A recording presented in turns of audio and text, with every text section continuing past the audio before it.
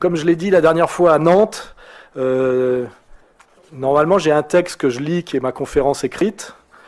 Alors le problème c'est que comme c'est filmé à chaque fois et que c'est en vidéo sur internet, je pense que la plupart des gens ont déjà vu la conférence plusieurs fois et que je ne vais pas refaire la lecture de ce texte, d'autant plus que je lis assez mal. Je ne suis pas très bon lecteur et que je me souviens moi-même de nombreuses conférences auxquelles j'ai participé qui étaient d'un ennui profond.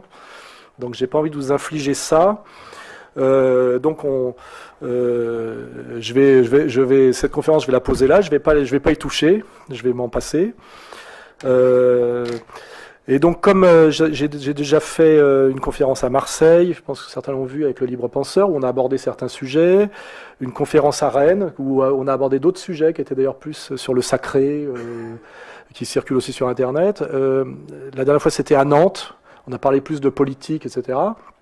Je vais essayer aujourd'hui de continuer mes digressions en fonction aussi de l'actualité, parce que ça bouge tout le temps en ce moment. Et comme je l'ai dit la dernière fois, et que je ne l'ai pas d'ailleurs fait assez, je vais peut-être, comme en plus vous avez attendu, vous êtes énervé, tout ça, passer assez vite à un jeu de questions-réponses, parce que finalement, comme ma position est assez, entre guillemets, complexe, puisque gauche du travail, droite des valeurs, c'est déjà un paradoxe par rapport au système tel qu'il nous a imposé. Ma position sur le Front National est assez paradoxale aussi pour certains. Il y a souvent des gens qui comprennent pas forcément exactement où je veux en venir. Alors il y a deux attitudes. Il y a des gens qui se disent il a une pensée complexe, puis il y a des gens qui se disent il a un double langage. Il y a beaucoup de gens qui aiment bien penser que j'ai un double langage ou des stratégies cachées, perverses, etc. Bon, ça fait partie aussi de voilà, là, ça existe tout ça, quoi. Donc je pense que le mieux, assez rapidement, c'est que les gens qui ont des questions précises à poser, les posent et que j'essaie d'y répondre le mieux possible, puisque bon, bah, je suis là pour ça, quoi. Hein, voilà. Et sinon, comme il faut que je démarre un peu pour lancer la salle, je note en permanence des sujets qui m'intéressent. Et je me dis, puisqu'il y a une vidéo, c'est l'occasion de préciser certains points auxquels je réfléchis en ce moment. Et comme vous le savez, j'ai arrêté mon bloc-notes dans Flash, là, pour plusieurs raisons. J'avais envie de commencer par parler de deux sujets qui m'intéressent en ce moment. Notamment un que j'ai compris seulement récemment. Le problème de lunettes, c'est que quand je lève là, il faut que je sois comme ça, parce que là, je peux pas lire, mais si j'ai ça, je vous vois plus. Voilà, comme ça. Ça, c'est l'âge.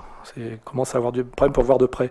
En réalité, j'ai souvent été confronté à des gens qui me disaient moi, je suis un anti-libéral, d'une certaine manière, donc je critiquais le libéralisme, et mon propos, c'était toujours de dire nous sommes dans une société entièrement libérale, c'est un problème, etc. Et j'étais face à des gens que je prenais pour des imbéciles, ils me disaient non, la société n'est absolument pas libérale, au contraire, le vrai problème, c'est qu'elle n'est pas libérale. Et à un moment donné, je prenais ces gens-là pour des idiots. Et puis, honnêtement, je me dis, finalement, ils doivent croire à ce qu'ils disent, donc il y a un sens à ce qu'ils disent. Et j'ai réfléchi. Et en fait, je viens de trouver la solution. Donc peut-être cette solution, vous l'avez trouvée vous-même avant moi, mais moi, je trouve des trucs un peu tous les jours, parfois avec du retard d'ailleurs. Et en fait, j'ai compris que moi, je parle du libéralisme philosophique, c'est-à-dire de l'approche du libéralisme par le philosophe. Et le philosophe, quand il parle de ce qu'on appelle l'extension de la logique libérale, c'est-à-dire qu'on est dans un monde matérialiste qui a tendance à tout transformer en marchandise. C'est-à-dire que dans la vision libérale, contrairement à la vision sacrée, tout est possiblement marchandise. Hein. Alors au début, c'est les marchandises, mais après, ça peut devenir le corps de la femme, dans une justification de la prostitution. Ça peut être aussi le corps de la mère, à travers l'idée qu'on peut acheter des enfants, les faire, etc. Et de ce point de vue-là, il est à mon avis certain que nous sommes dans un monde dominé par le libéralisme au sens philosophique, c'est-à-dire de l'extension de la logique libérale, c'est-à-dire que tout est marchandise. D'ailleurs, aujourd'hui, on parle de produits. Hein, quand vous allez visiter un appartement dans une agence immobilière, on dit la personne qui vous répond, souvent une femme charmante, vous dit nous avons ça comme produit, vous voyez.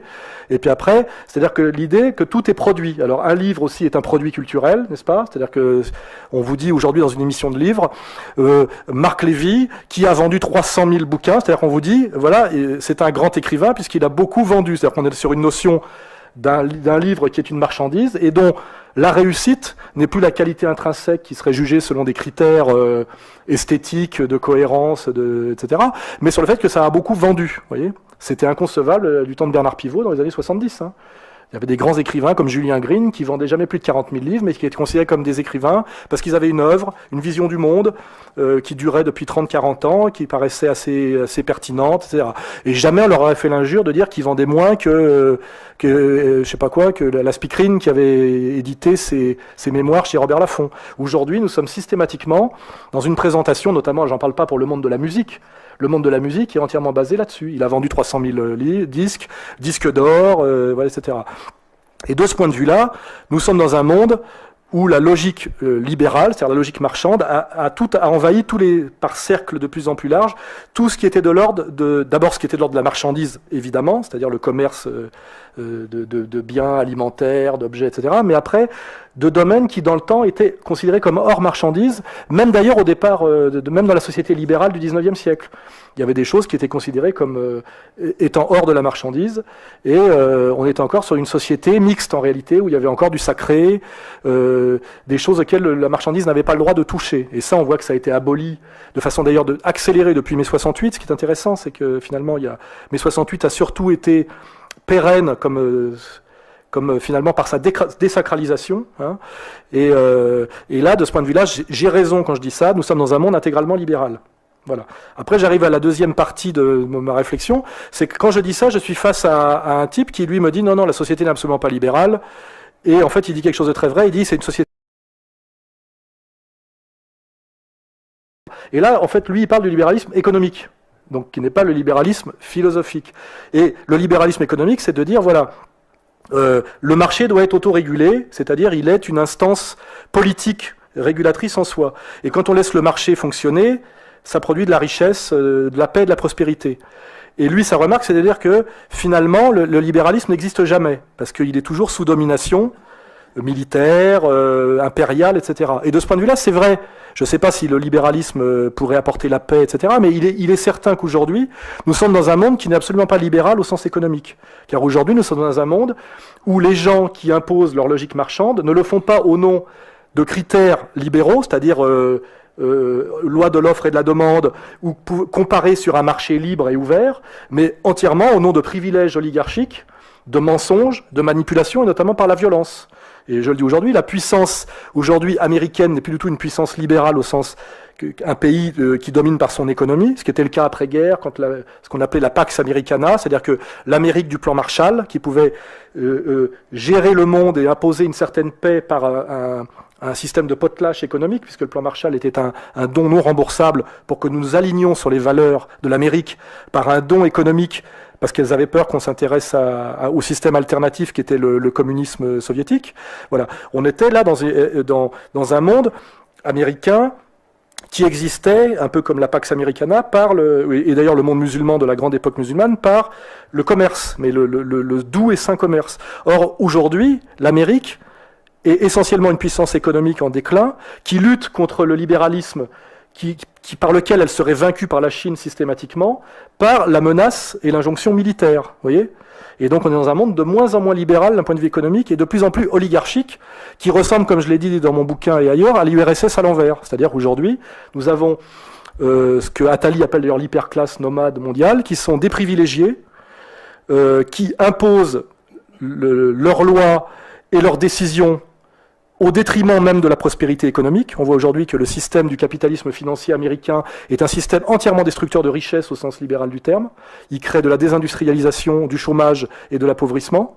Hein. Donc on est finalement un monde qui est libéral au sens philosophique, ce qui est assez négatif, c'est-à-dire un monde destructeur du sacré, mais qui quand ça pouvait être encore efficace et positif au nom du libéralisme économique qui a apporté les 30 glorieuses et une certaine prospérité matérielle, ne l'est en plus. C'est-à-dire que nous avons tous les désavantages du libéralisme. Nous avons le libéralisme philosophique qui entraîne finalement la prostitution enfantine et qui justifie la Thaïlande et qui fait qu'aujourd'hui une actrice de hard comme Clara Morgan est invitée à côté, c'est presque une vérité, dans une émission de prime time à côté du père Lamorandais.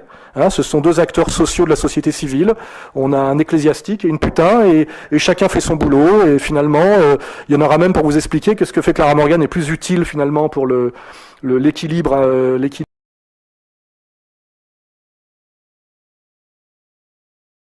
Il y en a un qui fesse, l'autre qui confesse, vous voyez. Et on est dans cette société où ce débat est totalement ouvert. D'ailleurs, c'est vrai, quand je dis ça, il y a des gens qui disent finalement, et c'est le discours de certaines filles qui écrivent des bouquins, là, comme ma copine Virginie Despentes, la prostitution devient finalement une travailleuse du sexe. Être contre la prostitution, c'est empêcher les femmes de vendre leur corps dont elles sont propriétaires. Donc c'est s'opposer finalement à la logique marchande qui fait qu'on interdirait à quelqu'un de faire du commerce. Ça serait comme refuser une patente, et ça pourrait amener le même problème que le Tunisien qui s'est immolé parce qu'on l'empêchait, on lui avait piqué sa charrette de 4 saisons. C'est-à-dire que effectivement, pour quelqu'un qui est sur la philosophie libérale, ça peut aller très loin avec Mona Ayoub, une fille qui s'appelle Mona Ayoub, qui est une féministe argentine, qui dit en fait qu'il est absolument pas normal que les femmes fassent des enfants par leur propre corps, que c'est quand même incroyablement violent et injuste politiquement d'être obligé de subir ça, et qu'il faut absolument que la société produise une technologie suffisamment avancée pour qu'on puisse faire les corps à l'extérieur des corps des femmes, pour que les femmes puissent continuer à aller à la plage en faisant 56 kilos, même si elles attendent un enfant. L'enfant sera dans une couveuse, etc., etc. Et en fait, tout ça, c'est la logique libérale. Voilà. Donc on a tout ce côté très inquiétant de la logique libérale philosophique, qui est un monde quand même assez froid, assez glacial et assez monstrueux.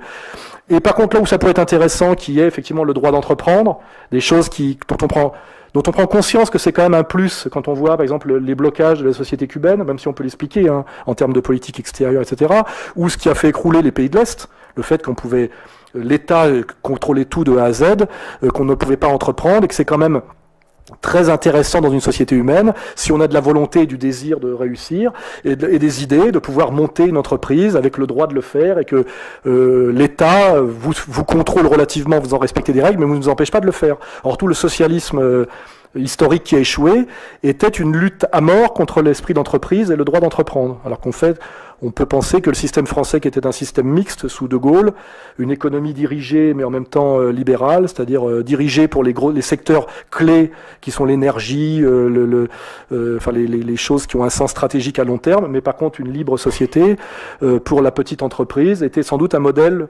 le plus efficace. Bon, bah ça, c'était une défense du libéralisme économique que même moi, marxiste de formation et ancien communiste, je peux faire parce que j'admets les erreurs, et qu'effectivement un type qui monte un restaurant et qui est fier d'avoir monté son restaurant à Lyon, c'est un bon sujet puisqu'on mange assez bien. C'est très agréable de pouvoir aller dans un petit restaurant où on connaît le patron avec la carte, etc., où il a toute liberté de produire quelque chose. C'est beaucoup mieux pour ceux qui ont connu les pays de l'Est ou qui ont voyagé dans les pays socialistes que les cantines d'État, vous voyez. C'est à un moment donné, dans les cantines d'État, on mange de la merde, vous voyez. Donc c'est que ça ne marche pas. Donc c'est dire qu'il y a effectivement des endroits où le libéralisme est quelque chose de positif, quand c'est d'ailleurs contrôlé par une instance supérieure à la fois étatique et sacrée. C'est-à-dire que le libéralisme doit toujours être contrôlé par ces deux instances, ce que la marchandise n'a pas le droit de toucher, les enfants, la question de la vie et de la mort avec l'euthanasie. Aujourd'hui, on voit que Attali défend l'euthanasie au nom d'une bonne gestion des vieux. Les vieux ne servant à rien, en une bonne logique libérale, coûtant très cher à la Sécu, puisqu'on voit que le coût de la vieillesse est exponentiel. Il faut donc les euthanasier. C'est pour ça qu'en ce moment, on a dans les médias des valorisations d'histoires d'euthanasie, mais toujours exceptionnelles et héroïques, où un jeune accidenté de la route veut à tout prix mourir et que on le maintient en vie, pour que nous adhérions finalement à l'euthanasie. Il faut savoir que dans les 3/4 des cas, les vieux ont terriblement peur que leurs gosses les débranchent pour en toucher un peu plus vite l'héritage et ce qui reste de l'héritage. Donc en réalité, en situation moyenne, les vieux étant une population fragile, l'idée catholique traditionnelle qu'on doit protéger la vie à tout prix est une idée qui protège les faibles, en réalité. On nous vend aujourd'hui l'idée de l'euthanasie parce qu'on veut nous l'imposer pour des raisons, je dirais, doublement libérales de gestion. Voilà. Et donc... pour prolonger finir sur ce petit truc. En fait, effectivement, nous sommes aujourd'hui dans une société qui n'est plus du tout libérale sur le plan économique, parce que c'est une société d'injonction oligarchique faite par des privilégiés qui, comme sous l'Ancien Régime, on peut dire comme les nobles sous l'Ancien Régime, ont une action économique uniquement en leur intérêt, qui est l'intérêt du profit financier, et ce qui a provoqué d'ailleurs des écarts de richesse incroyables depuis 20 ans en France. On voit des salaires qui explosent pour les technogestionnaires des multinationales, avec notamment les parachutes dorés, je sais pas comment ça s'appelle, là, les stocks options, etc. Et puis par ailleurs, des salaires qui sont systématiquement à la baisse pour les travailleurs les travailleurs normaux. Bon, bah, tout ça participe de cette violence en réalité qui n'est absolument pas libérale, hein, qui est une violence justement oligarchique. Et voilà, donc nous avons effectivement tous les désavantages du libéralisme philosophique et aucun avantage du libéralisme économique. Et ça, c'était pour finir mon petit sujet sur effectivement quand on vous pose la question société libérale ou pas libérale, elle est absolument libérale sur le plan philosophique, ce qui est d'ailleurs un vrai problème dont ont d'ailleurs terriblement conscience les musulmans, qui sont encore des gens qui vivent encore dans un monde du sacré. C'est les moins pour nous, puisqu'on nous a désacralisés depuis un siècle déjà. Mais on peut comprendre que pour des sociétés, notamment la société iranienne, il se pose vraiment ce genre de questions de façon très, très profonde. Donc société effectivement libérale sur le plan philosophique, où, comme je l'expliquais dans un de mes livres, le grand penseur du libéralisme, c'est le marquis de Sade. Il faut savoir que dans une société libérale intégrale, le marquis de Sade est le meilleur exemple de ce que c'est que le libéralisme poussé jusqu'au bout, si vous lisez bien Sade, c'est-à-dire l'apologie intégrale de l'égoïsme individuel, de l'efficacité pratique, de la ruse, etc., et le refus de toute transcendance, de tout sens de la communauté. Voilà, il n'y a aucune raison de donner. Vous voyez, toutes les sociétés traditionnelles basées sur le don et l'échange et le prestige n'ont aucun sens dans la vision libérale philosophique. Hein, voilà. Et donc on a une société effectivement totalement libérale de ce point de vue-là, ce qui est très inquiétant. Et par contre, là où ça pourrait être utile, c'est d'avoir un peu de libéralisme économique bien compris, avec de la liberté d'entreprendre, de l'esprit d'entreprise, etc. Là, il n'y en a plus du tout. Et je viens de le vérifier récemment. On vient de créer, nous, à Égalité et Réconciliation, en annexe du site politique, une boîte d'auto-édition qui s'appelle Contre-Culture. Ça fait 3 mois qu'on essaye d'ouvrir un compte en banque, alors qu'on a créé une PME, on amène l'argent, il n'y a aucun risque, etc. On n'arrive pas, pour l'instant, toutes les banques nous refusent. Nous refusent le droit de faire du commerce. Pour ceux qui connaissent ce monde-là, c'est incroyablement difficile en France de monter une PME. Les tracasseries administratives sont incroyables, la fiscalité est incroyablement violente. En réalité, nous sommes dans une société qui empêche de A à Z l'entreprise individuelle et la petite entreprise, hein, alors que c'est ce qui est le plus gros créateur de richesse et d'emploi, on le sait. Donc ça, voilà, nous sommes dans une société libérale là où il ne faudrait pas qu'elle le soit, et antilibérale là où il faudrait qu'elle le soit. Voilà. Donc c'était pour répondre à cette question que je me posais à moi-même.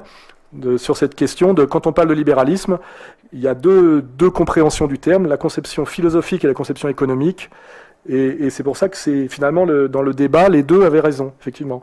Notre société n'est absolument plus libérale sur le plan économique. L'Amérique impose une dictature militaire au reste du monde. On pourrait même essayer de comprendre pourquoi en ce moment la Libye subit ce qu'elle subit en ce moment. Peut-être que Kadhafi voulait vendre son pétrole aux Chinois, et que les Américains ne voulant pas concurrence économique se passe à coup de violence militaire. Chaque fois que l'OPEP a eu l'idée de mettre à l'ordre du jour la possibilité d'acheter l'énergie dans une autre monnaie que le dollar, immédiatement il y a eu agression militaire américaine. Il faut savoir aujourd'hui effectivement que le dollar ne s'impose comme monnaie mondiale uniquement à cause du pétrodollar, et ce pétrodollar est imposé, qui est une fausse monnaie, tout le monde le sait aujourd'hui, surtout ceux qui lisent mon bouquin. Vous êtes obligé de vous en servir parce que sinon vous vous faites bombarder la gueule par l'armée américaine. On en est réellement là aujourd'hui, faut le savoir. Saddam Hussein a pu le vérifier. Ça peut expliquer ce qui se passe en ce moment en partie en Libye. Et je pense qu'il y a une autre explication pour la Libye d'ailleurs, puisque je suis sur ce sujet, parce qu'aujourd'hui j'en parlais avec des gens, c'est incroyablement compliqué de comprendre ce qui se passe en Libye en ce moment. Aujourd'hui on apprend que finalement les armées impériales, ce que j'appelle l'Empire, ont bombardé les rebelles. Alors on ne sait pas si c'est une erreur ou si c'est parce que finalement ils ne veulent pas non plus que les rebelles gagnent. Vous voyez et là, l'explication, il y en a plusieurs qui se croisent, et même moi, j'ai pas la réponse. Il y a eu une entreprise de déstabilisation de Kadhafi, qui a succédé au mouvement d'Égypte et de Tunisie, qui devait être sans doute plus spontané. Il y a, selon certains experts comme Lugan, une volonté de couper comment dirais-je, la Libye, qui est un faux pays, en deux, en séparant la Tripolitaine de la Cyrénaïque. Et comme par hasard, la partie que contrôle le moins bien, pour des raisons d'ailleurs ethniques, puisqu'il ne faut pas oublier que dans ces pays-là, la tradition et la fidélité ethnique est beaucoup plus forte que l'identité nationale ou les rapports de classe. C'est ce qu'il faut bien admettre, c'est le travail que fait Lugan d'ailleurs. Quand on fait une pure lecture de rapports de classe en Afrique ou de lecture étatique, on ne comprend jamais rien à ce qui se passe, puisque c'est des États qui ont été créés par la colonisation et qui ne correspondent pas à des cohésions ethniques, et que la famille élargie est encore le premier référent en Afrique et dans le monde arabe. La famille élargie, c'est l'ethnie, et que quand on n'analyse pas les questions selon ces critères-là, on ne comprend pas. Alors évidemment, le fait ethnique est une chose, la manipulation du fait ethnique par les puissances d'argent extérieures en est une autre. C'est-à-dire que quand on veut foutre un pays en l'air, comme on a fait notamment avec la Côte d'Ivoire, on sait que c'est des ethnies qui correspondent au nord et au sud, et on joue effectivement... Alors certains leaders politiques d'ailleurs de l'époque de la décolonisation avaient réussi à créer des consensus, comme d'ailleurs à un moment donné en Yougoslavie, Tito avait créé un consensus croato-serbo-slovène, vous voyez, mais c'est des consensus qu'il est très facile de faire péter, notamment en finançant des petits chefs de guerre et en leur proposant effectivement la clé du coffre. Et en ce moment, on a effectivement une Côte d'Ivoire qui est en train d'exploser parce que finalement la Côte d'Ivoire n'a jamais existé et on est en train de retourner à la partition ethnique de ce qui était avant la colonisation et la décolonisation, parce que c'est un peu la même chose. Et après, il faut comprendre effectivement pourquoi on persécute à ce point-là Gbagbo et qu'on lui laisse pas la moitié du pays. Enfin, c'est compliqué. Et pour revenir à la Libye, c'est un peu pareil. On a effectivement un pays qui a vocation à au moins éclater en deux, tripolitaine et cyrénaïque, avec comme par hasard ce qui échapperait à Kadhafi, qui est la partie frontière avec l'Égypte. Hein. Et là, moi, la question que je me pose, c'est parce que c'est un peu ça le jeu politique, c'est que personne ne sait réellement. Pas plus Thierry Messant que moi ou Bernard Lugan, il n'y a que Dieu qui sait, mais on essaie de réfléchir avec les données qu'on a, et c'est un travail de croisement, d'expertise, etc. Et je me dis, ce qui est marrant, c'est que celui qui a voulu le plus qu'on bombarde Kadhafi, alors qu'il avait gagné, il aurait gagné la guerre en 3 jours, hein, si on n'était pas intervenu, c'était Bernard-Henri Lévy. Et moi, je sais que Bernard-Henri Lévy, le seul intérêt qu'il défend systématiquement bec et ongle, c'est les intérêts israéliens. Il se bat jamais pour autre chose. Je pense même qu'il est payé pour ça et depuis très longtemps. Hein, pour ça, il lisait le bouquin de Jacob Cohen qui s'appelle Le printemps des Sayanim, on le vend sur notre site, qui identifie clairement Bernard-Henri Lévy et d'autres comme Kouchner comme des agents israéliens. Hein, voilà. Et donc, je me dis, pourquoi on veut à tout prix botter les fesses de Kadhafi et surtout amener une présence militaire impériale en Libye et particulièrement à la zone frontière de l'Égypte, c'est parce que d'après mes autres informations qui viennent là de gens qui reviennent d'Égypte, parce que c'est compliqué de savoir ce qui s'y passe, il y aurait en ce moment une entente qui s'opérerait en Égypte entre l'armée égyptienne et les frères musulmans, qui serait la clé réellement d'une prise du pouvoir authentiquement égyptien, et là ça pose un problème terrible à Israël, parce que si les frères musulmans et l'armée s'entendent pour gérer le pays. À mon avis, Gaza, le blocus de Gaza, c'est fini. Et ça c'est un problème terriblement inquiétant pour Israël. Hein, voilà. Et c'est peut-être pour ça, d'un seul coup, que nous avons un Bernard-Henri Lévy qui a donné l'ordre à l'armée française et à la France, au-dessus de Juppé, qui est le ministre, normalement, qui a en charge cette question-là. On voit bien que Juppé n'était pas très chaud pour y aller, en tout cas comme ça, qui a donné l'ordre à la France de bombarder un pays souverain. Nous avons déclaré la guerre à la Libye, il ne faut pas se mentir, sans recourir par un vote du Parlement, ce qui est tout ça est anticonstitutionnel et illégal, parce que Bernard-Henri Lévy nous a donné l'ordre à la France de le faire, et sans doute parce qu'Israël a un gros souci avec l'Égypte, par exemple. Vous voyez, ça c'est une lecture possible. Ce qui vous donne aussi sans doute une clé de quels sont les vrais rapports de force en France, qui a le pouvoir, qui ne l'a pas, et d'où vient le pouvoir de certains, parce qu'il faut être très inculte ou très bête pour penser que le pouvoir de Bernard-Henri Lévy vient de son autorité intellectuelle. Moi, je pense que mon pouvoir vient intégralement de mon autorité intellectuelle, parce que je ne vois pas où j'irai le chercher ailleurs. Lui, je pense que pour quiconque a étudié son œuvre, son pouvoir ne peut venir que de, comment dirais-je, que je dirais de ce qu'on appelait l'autorité dans le temps, c'est-à-dire le fait qu'il impressionne par ses analyses et sa pensée. Voilà. Donc ça, c'est un petit sujet que je voulais traiter à ce niveau, pour justement montrer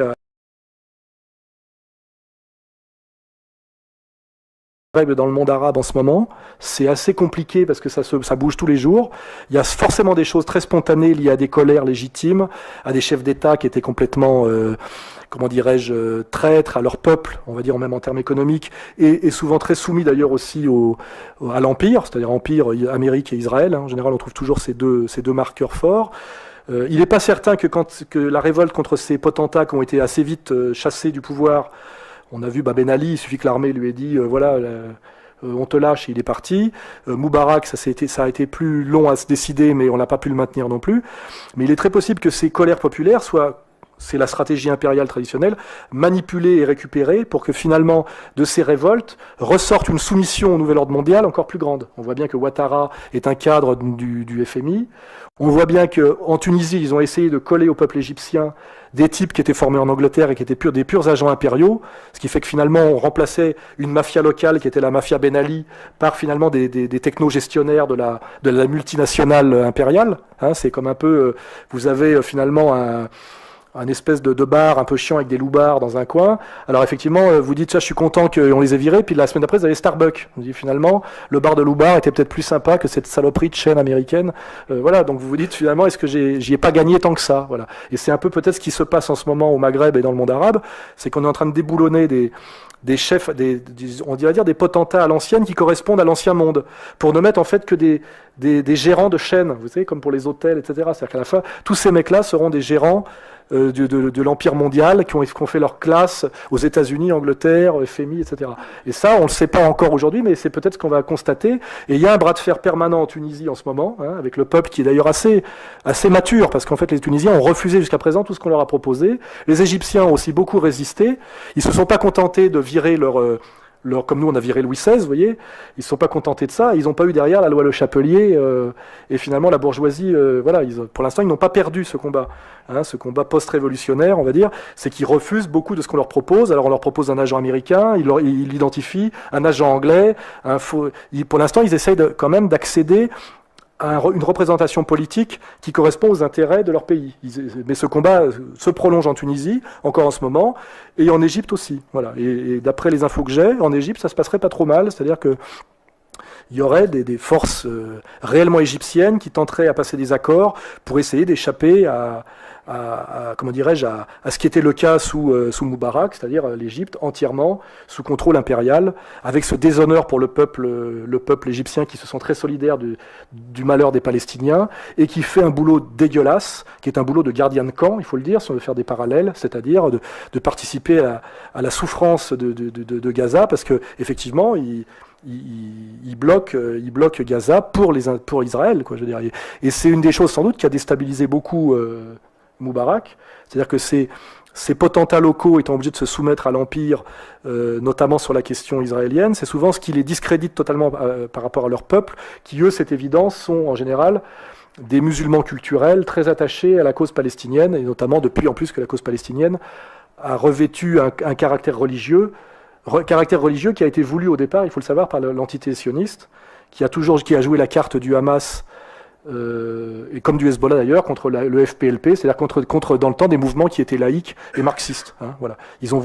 C'est Israël qui a voulu religiosifier le problème, et ce problème aujourd'hui ils l'ont en pleine gueule, mais c'est eux qui ont transformé un conflit politico-colonial en conflit religieux. Hein. Au départ, c'est Israël qui l'a voulu, et maintenant ils l'ont voulu, ils l'ont. Hein, voilà. Exactement comme en France en ce moment, l'UMP, avec la volonté d'ailleurs, on voit de qui, de Copé et le relais de Guéant, n'arrête pas de parler du problème de l'islam en permanence, sans jamais ne rien faire contre l'immigration, parce que c'est ça toute la différence, c'est que moi je suis un nationaliste français, je serai à leur place, je travaillerai très sérieusement à la lutte contre l'immigration, la délinquance, etc., et je ne parlerai jamais de religion. Je ferai le boulot honnêtement. Eux ne font rien, et ne font que jeter de l'huile sur le feu en ethnicisant le problème, parce qu'effectivement, on sait très bien que le musulman est issu du Maghreb, etc. C'est-à-dire qu'il y a vraiment aujourd'hui, de la part de responsables politiques et qui sont au gouvernement, un travail qui est ouvertement un travail de délinquant, c'est-à-dire d'accélérer, de favoriser ce qu'on appelle le choc de civilisation et de travailler à la guerre civile. Alors que normalement, leur travail serait effectivement de régler le problème que pose l'immigration par un travail quotidien administratif discret, sans discours, qui pourrait être très bien fait, qui est d'ailleurs validé par la plupart des musulmans français. Hein. Ça, je fais remarquer que les 3/4 des musulmans ne s'assimilent ni à la délinquance ni à l'immigration. Il n'y a que l'extrême gauche dans son infinie stupidité et les sionistes dans leur infinie perversité pour systématiquement imposer dans l'inconscient collectif le fait que musulman égale immigré égale délinquant. C'est-à-dire que quand vous attaquez la délinquance, il y a une Ouria Boutelja qui se met à monter au créneau au nom de l'islam. Elle n'est pas musulmane, et je vois pas en quoi défendre les délinquants aiderait, je dirais, les Français originaires de l'immigration. C'est vraiment faire le travail pour l'ennemi. Hein, voilà. Donc ça, c'est une remarque que je fais systématiquement.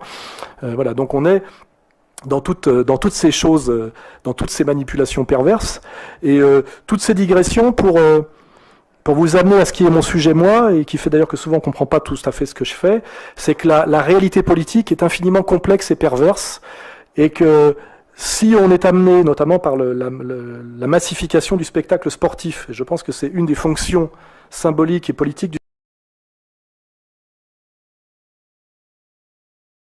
si vous êtes pour l'OM ou le PSG, si vous pensez toujours est-ce que vous êtes de gauche ou est-ce que vous êtes de droite, c'est la même question, vous ne pouvez rien comprendre à la complexité de la politique et vous êtes toujours l'idiot du système. Voilà. Et vous êtes toujours perdant. Voilà.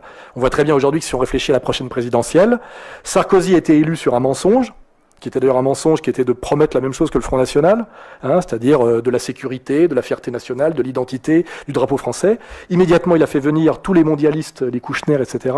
Il n'a strictement rien fait de ce qu'il avait promis, à part détruire le Quai d'Orsay, l'armée française, etc. Enfin, il l'a fait. Maintenant, il est carbonisé. Il a fait le boulot pour l'Empire, il est carbonisé. L'Empire lui donnera sans doute un gros chèque pour qu'il parte aux États-Unis avec sa femme et qu'il monte un cabinet d'avocats ou un truc comme ça, parce que je pense que son rêve maintenant c'est de devenir riche, après avoir eu le prestige, et il lui faut la fortune. Mais derrière, qu'est-ce qu'on nous propose? L'alternance, revoter à gauche, vous voyez, avec Strauss-Kahn, qui est la continuation du processus de soumission français à l'Empire, c'est-à-dire c'est encore aggravé. Et l'abruti se dira, vous l'entendrez tous les jours dans les bistrots, on s'est bien fait avoir par la droite, il y en a marre, moi je vais revoter à gauche.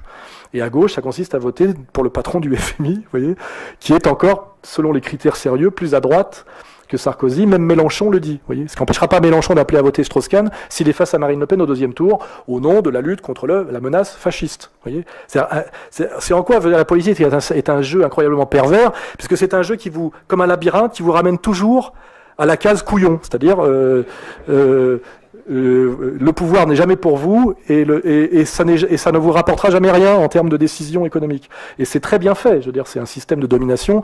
On peut tout dire, il faut être un gauchiste de 18 ans pour dire que c'est des imbéciles, c'est tout sauf des imbéciles, c'est du génie. C'est ce que j'appelle Satan, moi, hein, c'est le diable. C'est-à-dire que c'est incroyablement pervers, parce que ça consiste à nous pousser toutes les victimes du système à se battre entre elles, hein, c'est le diviser pour régner, à se servir des faux espoirs et des fausses générosités pour les retourner en leur contraire.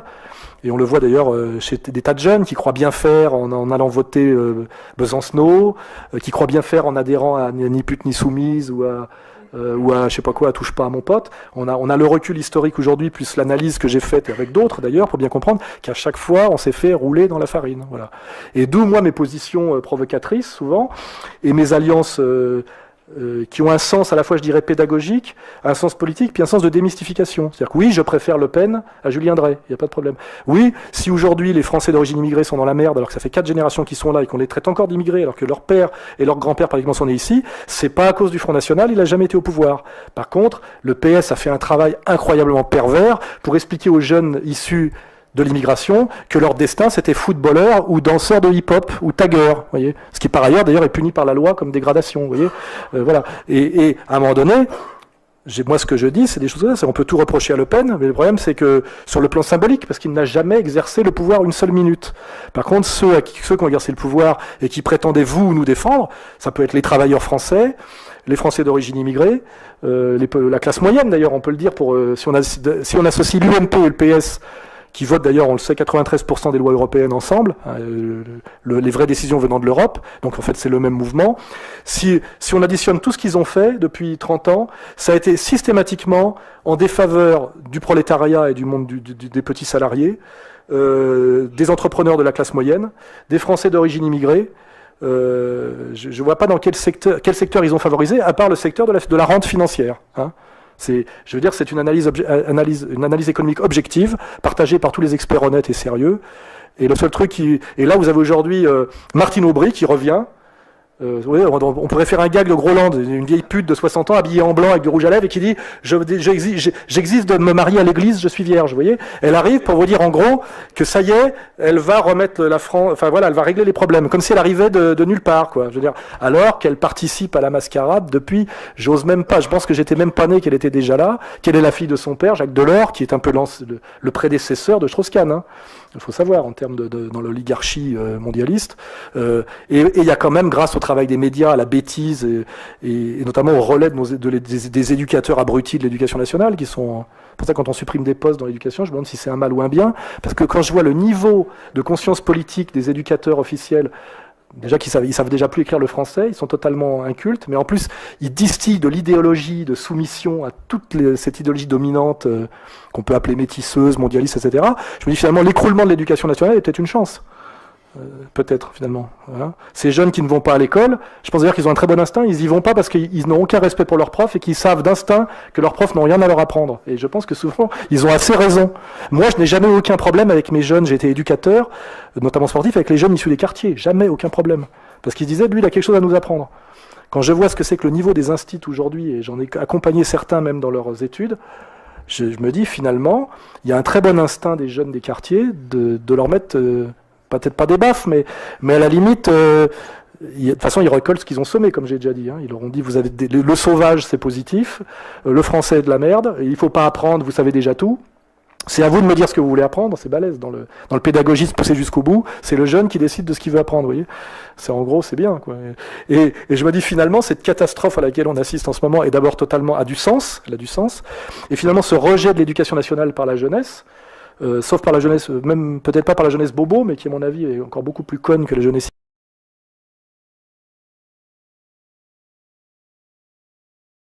de survie, que quand même il a un peu conscience, quand il n'est pas complètement submergé par du concept fallacieux, de ce qui est bon et mauvais pour lui, quoi. Et les types, ils voient pas très bien pourquoi ils iraient jusqu'au bac pour apprendre que des conneries, qui ne leur servent qu'à être chômeurs, et qui sont essentiellement des mensonges sur les droits de l'homme, des mensonges sur l'histoire de France, des mensonges sur la colonisation qu'on attribue à la droite alors qu'elle a été faite entièrement par la gauche, je le rappelle. Hein, il suffit de lire Jules Ferry face à Clémenceau, comme je l'ai mis dans mon bouquin, où en réalité, comme moi je m'intéresse à tout ça, n'est qu'une succession de mensonges de A à Z, et qui fait d'eux finalement des abrutis qui ont les moyens de se défendre par rapport au système. En fait, il y a un vrai travail de soumission. Hein, voilà, c'est-à-dire ça en fait des soumis, effectivement, au système. Voilà. Et donc, toutes ces provocations avec lesquelles je joue m'amusent déjà, me fait plaisir, mais ont à mon avis un sens politique. Hein, voilà. Et c'est pour ça que je suis souvent à front renversé. Je dis, bon, il y a de moins en moins de profs, tant mieux, ça fera de moins en moins d'abrutisseurs de la jeunesse. Finalement, Le Pen est le plus sympa des hommes politiques. Bon, je l'ai rencontré, je le connais bien, je connais tous les autres, c'est vrai en plus... c'est vrai pratiquement, c'est le plus sympa de tous. Les autres, passer un dîner avec Le Pen et passer un dîner avec Besancenot, je peux vous garantir que vous vous marrerez beaucoup plus avec Le Pen. Il est plus sympa. Il connaît tout le répertoire de la chanson française, Damia, Fréhel et Edith Piaf. Et alors que l'autre, il essaie de chanter faux les vieux tubes ringards de Joe Star, quoi. Je veux dire, ce qui croit en plus que Joe Star est encore quelqu'un qui représente...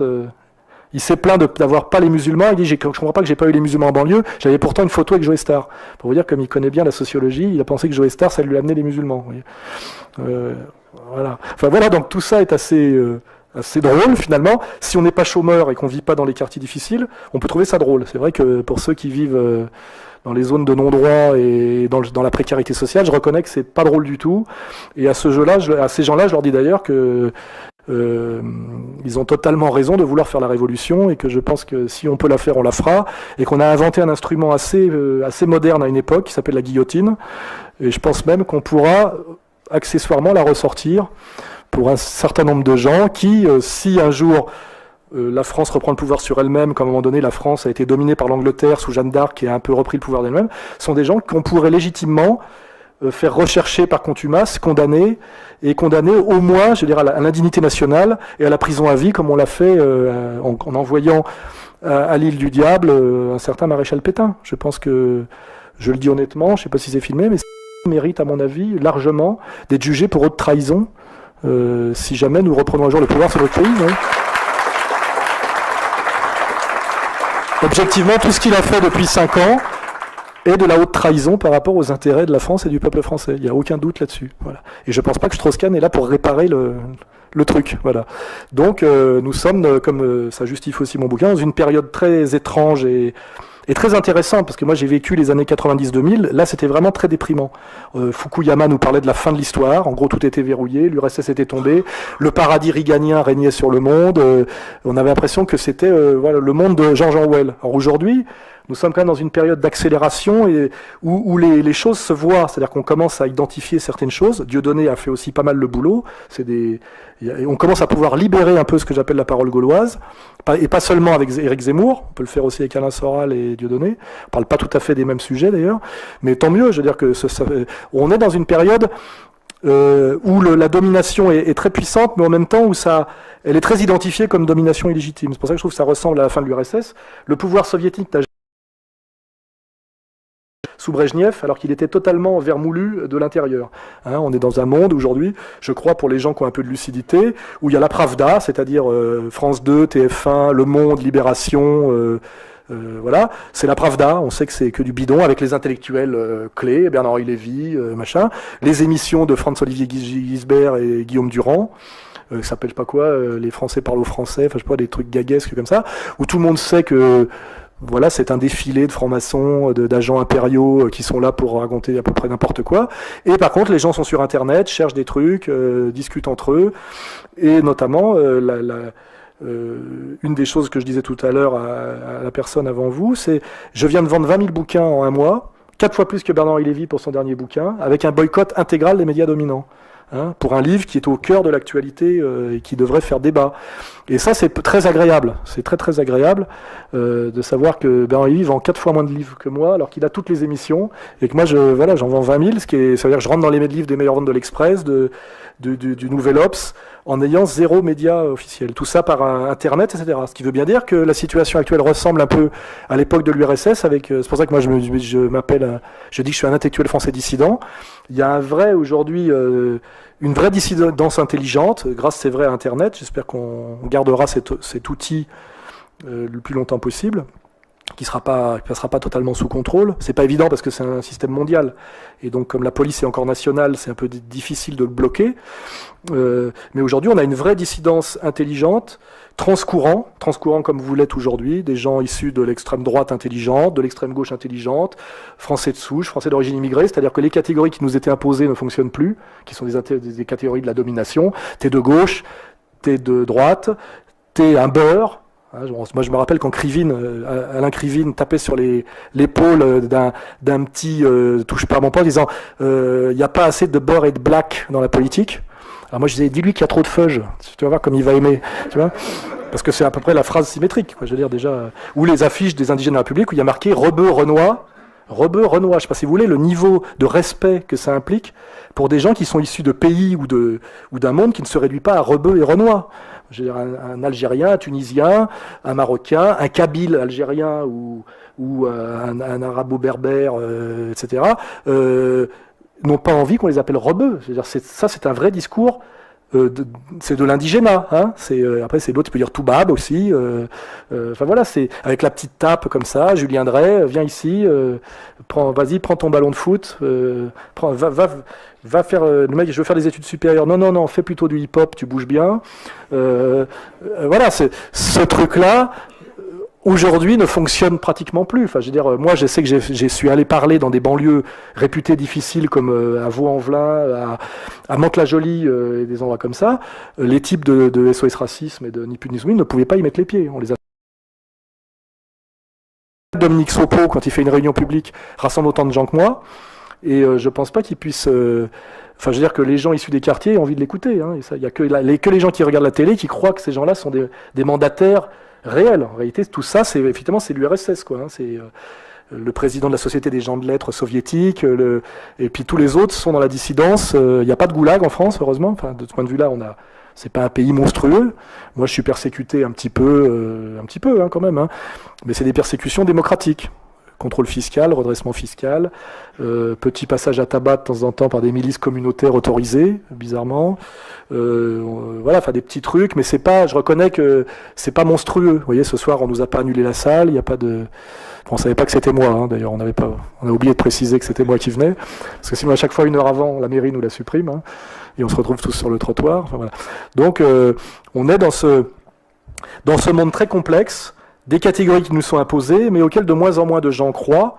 Et avec cette possibilité qui m'intéresse moi, parce que ça correspond à ce qui a marqué sur ma boutique, égalité, réconciliation, pour une réconciliation nationale, gauche du travail, droite des valeurs, à des gens issus de communautés, de milieux divers, socialement, religieusement, etc., qui comprennent très bien ce que je veux dire, et qui ont tous le sentiment d'être des Français, et qui d'ailleurs, quand on leur pose des questions, aiment bien la France et sont contents d'être là. Hein. Ils ne vous racontent pas que c'est génial le bled, ils ont juste oublié d'avoir envie d'y retourner. Parce que moi, ce qui m'étonne, c'est que les gens qui adorent l'Algérie, qui adorent le Maroc, qui adorent la Tunisie, pourquoi ils veulent à tout prix rester ici alors que c'est tellement terrible? Et puis d'autres qui adorent le salafisme wahhabite le plus extrême, pourquoi ils vont pas en Tchétchénie, en Arabie Saoudite, qui sont des paradis comme chacun sait? Où à mon avis, il leur faudrait 15 jours à tous. On le sait d'ailleurs, qu'il leur faut 15 jours pour découvrir à quel point ils sont français, à quel point la France, c'est pas si mal, vous voyez. Moi, je serais, si je prends le pouvoir demain, au lieu de rétablir la double peine, j'imposerais pour tous les branleurs là, 15 jours dans une cité, mais de la banlieue d'Alger, avec passage, effectivement, vol à la tire, passage au commissariat, et ils verront la différence de traitement, voilà. Et puis pour les salafistes, effectivement, un petit stage en Arabie Saoudite, parce qu'en tant que franco-maghrébins en Arabie Saoudite, ils vont voir comment ils vont être appréciés et traités pour autre chose que de la merde. Et à mon avis, au bout de 15 jours, les mecs reviennent et disent putain, finalement, c'est pas si mal la France. Et là, on peut peut-être tous se mettre au boulot, quoi. Voilà. Mais voilà, c'est mon propos, il est celui-là. Nous sommes dans un pays très riche, très développé, avec une tradition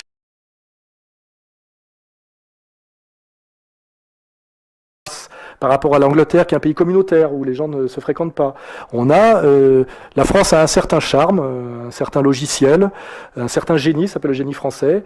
Et ce génie n'est pas mort, parce que la preuve c'est que ce genre de réunion pourrait être assez inconcevable dans d'autres pays ou même avant. Et tout ça me démontre que ce que j'essaye de faire et auquel vous participez n'est pas totalement débile. Et effectivement, invalide par la pratique la thèse du choc de civilisation que nous vendent comme par hasard toutes ces élites mondialistes hyper classes, etc., à travers la diabolisation du musulman, à travers des fictions comme la notion d'Occident, qu'on assimile à l'Europe alors que c'est pas la même chose, à travers des fictions comme le judéo-christianisme, qui est un concept qui remonte au XIXe siècle, dont on n'avait jamais entendu parler avant, et que voilà, que nous sommes là pour démontrer par la pratique et la réalité que ces fausses catégories, qui sont des catégories de la haine, ça on peut le dire pour une fois, finalement sont relativement invalides, et qu'en fait, le problème en France n'est pas si grave que ça, que si les Français, que nous sommes tous ici, reprenaient le pouvoir de leur pays, nous pourrions régler les problèmes assez facilement. Voilà. Mais par contre, si nous ne reprenons pas le pouvoir d'une manière ou d'une autre, le projet qui va nous être imposé est plutôt un projet de chaos social, économique et ethnique. Ça, j'en suis certain, parce que c'est la seule manière dont l'hyperclasse pourra s'en sortir, en déviant les colères. Et c'est déjà ce que fait l'UMP, qui ne peut pas toucher à l'économique, puisqu'ils sont entièrement des agents impériaux, et qui, pour cacher qu'ils ne peuvent pas régler les problèmes économiques, sont en train d'ethniciser la crise en systématiquement parlant d'islam, alors que dans les sondages, les Français ont bien identifié que la première question qui se posait à eux, c'était l'économie, le pouvoir d'achat et l'emploi, après la délinquance, et la question religieuse encore bien après. Voilà.